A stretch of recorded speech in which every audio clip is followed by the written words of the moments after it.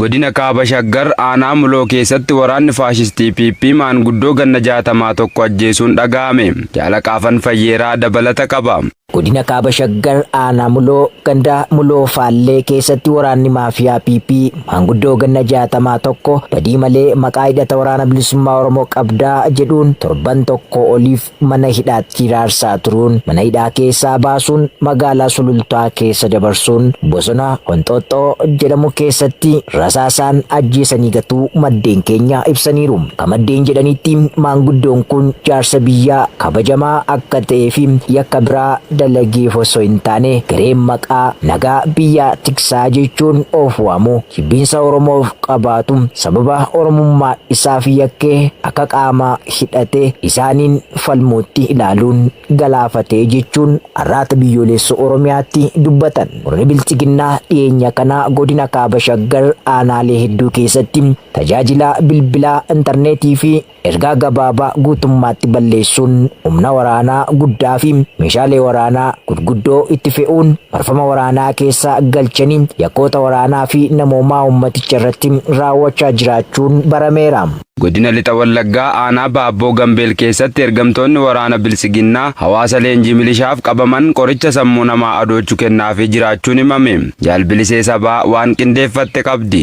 Godina Lixa Wallaggaa aanaa Baabboo Gambeel keessatti jala deemtotni sirna nama nyaataa Impaayera Itoophiyaa hawaasa Oromoo leenjii milishaaf fedhii isaanii malee dirqiin godinaalee aanicha jala jiran mara keessaa erga qabaniin booda qorichoota seeraan alaa sammuu namaa adoochan diyaazepamii fi semetidiinii kan jedhamu gurraandhala 7/2026 kennaafii turuu ogeeyyiin fayyaa bulchiinsa magaalaa Baabboo arraata biyyoolessa Oromiyaatti himaniiru. Akka jiraattonni himanitti bilchiginnaan hawaasa Oromoo gandoota aanichaa mara keessaa leenjii milishaaf dirqiin ukkaamsanii erga fuudhanii booda qoricha sammuu namaa adoochuu fi of wallaalchisee kan raffisu diyaazepamii lilmee isaa kennuufiin of wallaalanii gaafii dhimma ofii fi maatii isaanii kaabinoota aanichaa akka hin gaafanneef sammuu isaanii adoochuun dagatanii akka rafaa oolan gochaa jiraachuun ifoomeera. Haaluma kanaan maatiin hawaasa leenjii milishaaf qabamanii aanaa Baabboo keessatti walitti qabamuun kaabinoota aanichaa gaafii maatii keenya manatti nuuf deebisaa jedhu gaafachaa jiraachuu fi kaan ammoo gaafiin isaanii deebii waan hin arganneef dhibee garaachaaf kan biroon saaxilamuun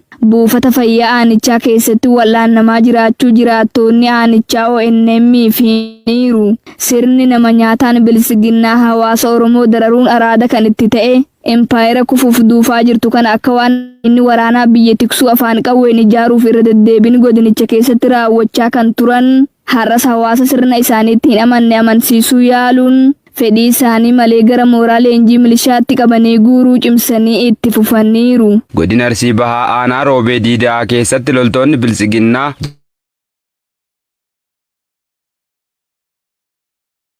dhaga'ame. Dabalata isaaf jaalamansiis kaayyoo.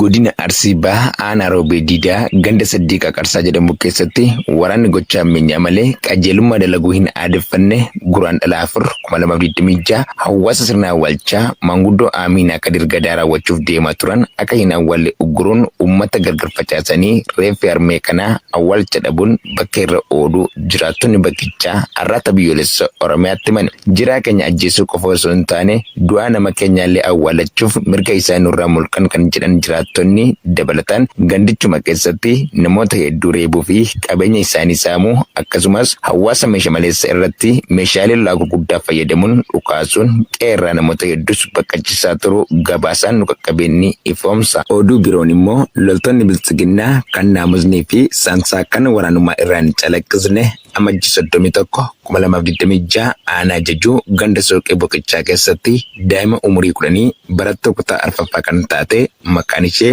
Simtuu Alasgaadi kan jedhamtu sabaan Amaaraa kan taate osoo isheen mana barnootaa irraa galaa jirtu loltoonni bilchiginnaa tokko humnaan qabee gudeedee miidhaa guddaa irraan gahuun maatiin mana yaalaa geessuun du'aa fi jireenya gidduu jiraachuu ishee jiraattonni himaniiru. Godina Lixa Shaggar aanaa Abuunaa Gindabaratitti qonnaan bulaan tokko loltoota faashistii bilchiginnaan ajjeefame. Dabalata isaaf jaalfalmataa lammii. Godina Shagaraanaa Bunaa Ginda Barat Ganda Coomee bakka addaa Leelloo jedhamutti loltoonni Impaayera bututtuu suphuuf jecha ilmaan Oromoo akka baalaatti harcaasaa jiran gaafa guraandhala 7/2026 qonnaan bulaa obbo Tolawaa Gaddafaa jedhamu badii tokko malee rasaasa itti roobsuun haala suukanneessaa ta'een ajjeesanii gatuu jiraattonni gandichaa irraata biyyoolessa Oromiyaatti himan. Lukkeeleen sirnichatti umurii dheeressuuf jecha hawaasa siyaasa kam keessaayyuu hin qabne sababa sobaan iraarsan qonnaan bulaa kana maqaa waraana bilisummaa Oromoo quunnamta jedhuun yakkanii ajjeesuu jiraattonni raddichaa itti dabaluun addeessaniiru.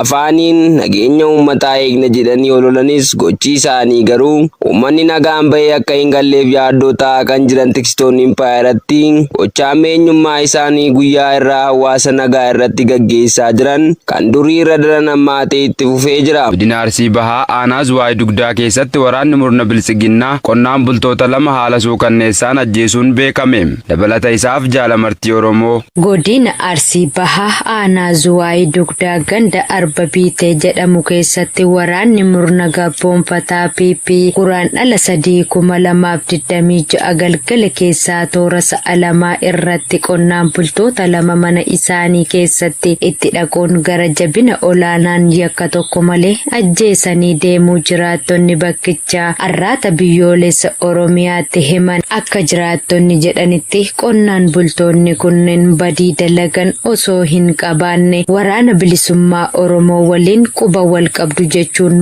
maqaa dharaa itti moggaasanii gara jabeenyi waraana bilxiginnaan ajjeefaman jechuudhaan dubbatu. Namoonni haala suukanneessaan ajjeefaman kunneen obbo Jamaal Abdallaa Faranjii abbaa ilmaan lama kan ta'ee fi obbo Dureessaa Faayisoo Badhaasoo abbaa ilmaan afurii ta'uu kan himan jiraattonni erga ajjeesaniin boodas albeen waraananii qaama isaanii hunda cicciruun akka deeman jiraattonni bakkichaa dabaluun himan. Qabeenya isaanii beelladoota danuu ta'an jalaa ooffachuun qe'ee nagaa qabutti tasa gadda haguuguun kan jedhan jiraattonni waraana murna garboonfata maqaa Oromoo da'eeffachuun ergamtoota isaa dabaa leenjisee nurra bobbaaseen nagaan keenya boora'ee jiraachuuf filannoo dhabnee jirra jedhu. Godina Lixaa Harargee Aanaa Shanan Dhuugoo keessatti ergamtoonni bilisiginnaa jiraattota saamuu ammeessan. Guutuu gabaasichaaf Jaalheeraan Gameessaa. Lixa Harargee Aanaa Shanan Dhuugoo aradda haqaan jiraataa keessatti jaleewwan bilisiginnaa maqaa garaa garaa da'eeffachuun saamicha daangaa darbe uummatarraan ga'aa jiraachuu maddeen araddichaa arraata biyyoolessa Oromiyaaf addeessanii jiru. Akka maddeen qabatamoo bakkichaa jedhanitti beenyaa namoota du'anii jechuun nama tokko irraa qarshii 2,700 afaan qawween doorsisanii guuraa jiraachuu himuun aanicha guutummaa keessatti maqaa hidhata waraana bilisummaa Oromoo qabdu jedhuun dararaan ilmaan Oromoo irratti jabaatee jiraachuu maddeenitti dabaluun eeranii jiru. Lukkeeleen bilxiginnaa kanneen jireenya dhuunfaa isaanii qofa geggeeffachuuf halkanii fi guyyaa dhamaan kufaatii dinagdee Impaayera Itoophiyaa mudatee jiru sababeeffachuun yeroo garaa garaatti kaffaltii nagahee hin qabneen saamicha ulfaataa uummata Oromoo irratti raawwachaa kan jiran ta'uun ni beekama. Godina Bahaa Wallaggaa Aanaa Limmuu keessatti ergamtoonni bilisiginnaa mana dararaa sirnichaatti jumlaan uummata hidhanii iraarsuu itti fufan. Jaalkennaa sabaa waan qindeeffate qaba. Godina Bahaa Wallaggaa Aanaa Limmuu ganda muka arbaa diimaa keessatti loltootni sirna dulloomaa Itoophiyaa suphuuf ifaajan gaafa guraandhala 6/2026 yakka tokko malee qonnaan bultoota hedduu hidhanii dararaa jiraachuu jiraattonni gandichaa arraata biyyoolessa Oromiyaaf eeran. Odeessi gamasii nu qaqqabe akka ibsutti namoota maqaan isaanii obbo Dassaalee Dhugumaa, obbo Kamaal Seeqqataa, obbo Badhaasaa Guddataa, obbo Dachaasaa Lamuu fi obbo Abarraa Dheeressaa jedhaman sababa tokko malee hidhatti darbachuun dararaa jiraachuu jiraattonni dabaluun ifoomsaniiru. Qonnaan bultoonni tuttuqqaa fi hirmaannaa dhaaba siyaasa kam keessaa bilisa kan ta'an yoo ta'u tiksitoonni bilisiginnaa ammoo maqaa hidhata waraana bilisummaa Oromoo qabdu jedhu itti maxxansuun yakka tokko malee waajjira poolisii aanichaatti hidhanii dararaa ulfaataa irraan gahaa jiraachuu fi akkuma aanichaatti dararaan ilmaan Oromoo irratti lukkeelee bilisiginnaan raawwatamu kan duraa caalaa jabaatee itti fufee jiraachuun ifoomee jira. Murni garaa isaaniif bitamuun haadha fi abbaa irraa dhalatan irratti gochaa gara jabinaa raawwachuu jiraachuuf duubatti hin deebine kaadiroonni fi waraanni biltsiginnaa guutuu Oromiyaa keessatti maatii qabsaa'otaa fi sabboontota ilmaan Oromoo sababoota sobaan yakkuun dhiittaa mirga namoomaa ulfaataa irratti raawwachaa jiraachuun dhugaa mul'atudha. Godina Arsii Lixaa aanaa Heeban Arsii fi Martii keessatti waraanni Impaayera Itoophiyaa barataa tokkoo fi maanguddoo abbaa ilmaan afurii tokko ajjeesuun ifoome. Dabalata isaaf Jaalbooree Addunyaa. Godina Arsii Lixaa aanaa Heeban Arsii ganda Meexii jedhamu keessatti guraandhala 7 2026 waraanni murna gabroonfataa PP maqaa dharaa waraana bilisummaa Oromoo deeggarta jedhuun barataa tokko haala suukkanneessaa ta'een ajjeesanii jiraachuu jiraattonni himan. Akka jiraattonni jedhanitti barataan kun Gosaa Irkoo Araarsaa kan jedhamu ta'uu fi dhalataa gandichaa ta'uu kan mirkaneessan jiraattonni maqaa isaan itti maxxansanii ajjeesan kana keessaas harka kan hin qabne ta'uu himuun waraanni diinummaa ilmaan Oromootiin bararan kunneen yakka tokko malee ol adeemaa kana karaatti kutanii hambisan jechuun dabaluun dubbatu. Dargaggoon kun nama ganna 18 ta'uu fi barataa 17ffaa barnoota isaatti qaxalee fi naamusa qabeessa yoo ta'u waraanni kunneen yakka malee ajjeesuun erga ajjeesaniin booda ammoo gara maatii isaatti fuulnaanneeffachuun haadhaa fi abbaa isaas maqaa ilma keessan miseensa waraana bilisummaa Oromooti jedhuun mana hidhaa keessatti raarsaa jiraachuun ifoomee jira.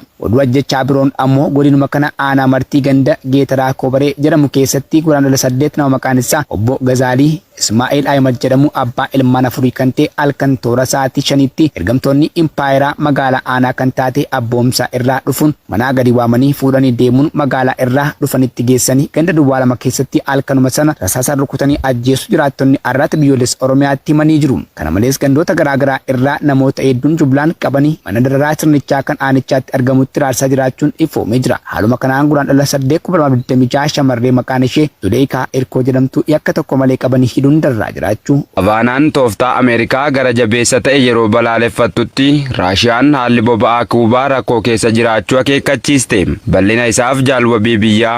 Raashiyaan Ameerikaan mootummaa odola sooshaalistii irratti tarkaanfiiwwan ukkaamsan fayyadamuu ishee himatte. Rakkoon aannisaa Kuubaa rakkoo keessaa ta'aa akka jiru akeekkachiifteetti. Dubbii himaan Kireemiliin Deemitirii Peeskoof wiixata kaleessaa sodaa kana kan kaasan yoo ta'u Mooskoo Havaanaa gargaarsa kamiyyuu barbaaddu kennuudhaaf furmaata ta'uu danda'u irratti mari'achaa jirti jedhan. Kuubaan jalqaba baatii amajii keessa sakatta'insa halkanii dhiigaan guutame irratti humnoota Ameerikaatiin pirezidaantiin Veenzuweelaa Niikolaas Maaduroo ergaa butatanii booda pirezidaantiin Ameerikaa Doonaald Tiraamp ergaa boba'aa Veenzuweelaa irraa ergamuu addaan kutanii booda ni raafamaa jirti. Tiraamp boba'aa baay'ee barbaachisu gara Kuubaatti erguu yoo itti fufan Meeksikoo irrattis taarifa akka kaan doorsisaniiru. Kuubaa keessatti haalli jiru dhuguma murteessaadha jechuun Peeskoof Mooskootti gaazexeessotaaf kennaniin dubbataniiru. Itti dabaluunis tarkaanfiiwwan ukkaamsaa Ameerikaan fudhattee biyyattiif rakkoo hedduu fidaa jira jedhan. Haasaa addaan marsariitii ministeera dhimma alaa Raashiyaa irratti maxxanfameen ministeerri dhimma alaa Sergey Lavrov Mooskoo uummata Veenzuweelaa fi Kuubaa waliin tumsa qabduu haaromsaniiru. Ameerikaan dinagdee ishee ukkaamsuuf yaalii gootu gidduutti hanqinni boba'aa Kuubaa ulfaataa ta'uun biyyattii akka hin sochoone kan taasise yoo ta'u warshaaleen humna elektirikaas ibsaa kennuuf rakkachaa jiru. Mootummaan Kuubaa dhaabbilee mootummaaf torban hojii guyyoota 4 gurgurtaa boba'aa daangessu yuunivarsiitiiwwan cufuu fi sa'aatii barnootaa hir'isuu dabalatee tarkaanfiiwwan atattamaa fudhachuuf dirqameera jechuun Aljaziraan gabaaseera.